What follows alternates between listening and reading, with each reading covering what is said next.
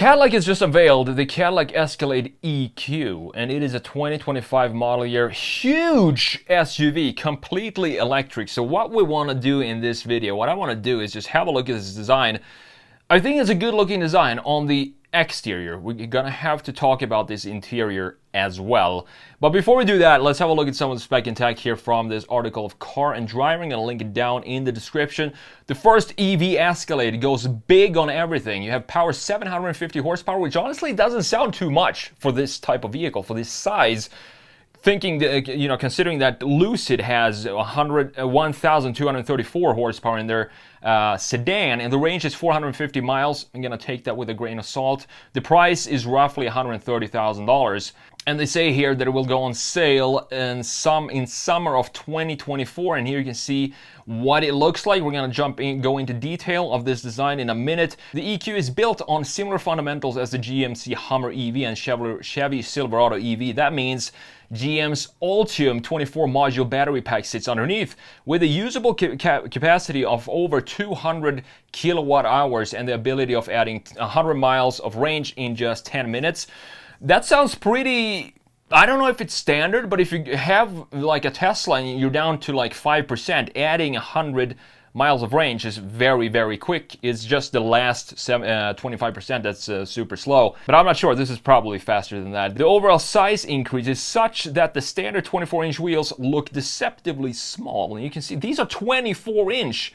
They look like 18 inches with this big package that we have on this car. You have rear wheel steering, you have a crab walk, but it's a Cadillac. You can't call it crab walk. It just wouldn't suit the brand of Cadillac. So instead, they dubbed it Cadillac Arrival Mode. It sounds a lot more sophisticated. You have 750 horsepower, 785 pound-feet of torque. And you have all-wheel drive, obviously, with the front and rear motor. And Cadillac claims a 0 to 60 time in less than 5 seconds in velocity max. And that is slower than the Escalade V, 4.3 seconds 0 to 60. So the gas power still wins in this race of big SUVs. Not sure who would ever want to drag race two big Escalades like this. A single display in the interior stretches 55 inches. How far are we gonna take this insane designs that we have in the interiors with these enormous screens that we have right now? This is just ridiculous. So we have a 55-inch diagonally across the entire dash. Is actually two screens. You have one 35-inch, okay, so it's smaller than 55, but you still have a 35-inch display for the driver and then a 25-inch for the passenger. We're gonna talk more about the design when we jump into Photoshop in just a second. First, let's go over the spec and tech here. Also disappointing is the absence of physical switches. Yes, that's very disappointing. Beneath the 55-inch screen combination sits yet another display. Another one. This 11-inch touchscreen is where you adjust things like the 5-zone climate control and ambient lighting. Rear center console with yet another touchscreen display. You have storage back there and a 12.6-inch rear headrest monitors. In addition to the 52 display we just talked about. A front storage area which Cadillac really wants you to call the E-trunk, also branding there. It's just a frunk. Instead of a transmission tunnel underneath the center console, there's a sizable bin. So that's all good. Nice. Let's talk about this exterior design and what's going on with the Cadillac Escalade IQ. So honestly, looking at this design, man, I think this looks really, really good. It looks fantastic. It's a clean, sharp design that doesn't look like an EV. Cadillac went this route of not making this with these weird EV proportions that a lot of manufacturers were doing. I think a lot of manufacturers are also starting to realize that these cars don't sell when you make them look like a bean. So a lot of them are coming back to this design language that we have that's similar to internal combustion engines. And this just looks absolutely fantastic in the front end. It looks so much better than the Celestiq, which I'm not a huge fan of the proportions of that thing. But here, this front end feels like it suits this design better than it does on the other Cadillac EVs that we've seen so far. I'm not sure why. Maybe it's just the proportions of this thing. We have some very complex lighting situation going on. You have the big headlight right here. You have a big Cadillac bar of LED, like a tower of LED on the side, which is typical for Cadillac.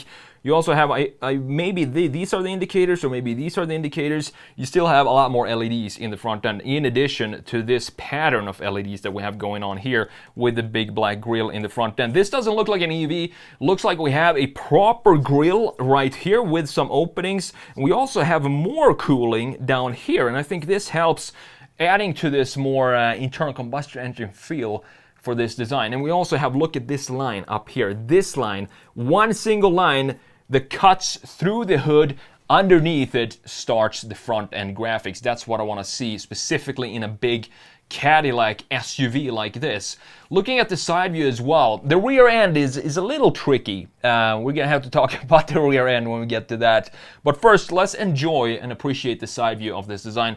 I do kind of feel like this piece up here that's floating, this island that floats by itself, has a very weird shape to it because it's thinner, or it's thinner here in base, and then it's wider up top, and it creates a unbalanced feel for me. I want to have it be the opposite. So we have a thicker piece or longer solid base in the bottom and then thinner up top.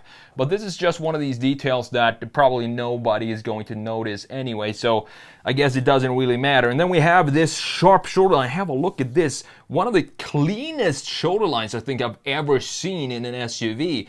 This in combination with the Volvo EX90 and the XC90 also have a very similar shoulder line to them. And we have a very sharp lower section here as well, cutting into the bumper, going into the taillight graphics that we're gonna have to have a discussion about in a few seconds here. These are 22-inch wheels, and they definitely do not look like 22-inch wheels.